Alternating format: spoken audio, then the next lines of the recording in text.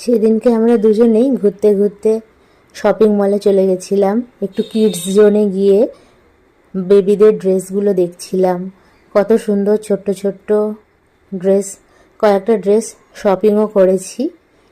এই দেখো, তারপর ওই পাশটায় আছে এরকম বেবিদের টয়েস, গাড়ি, অনেক কিছু। উডবি পাপা ড্রেস দেখছে, ও কটা ড্রেস নিয়েছে। আমিও এখানে পছন্দ করে করে বেছে বেছে সুন্দর সুন্দর কতগুলো ড্রেস নিয়েছি বেবির জন্য।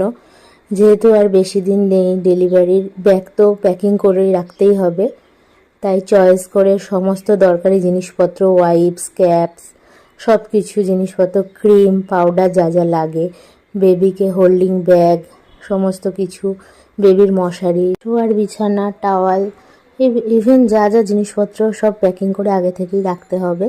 আর ওই পাশে অনেক কিডস জোনও ছিল, সেখানেও টয়েস নিয়েছিলাম।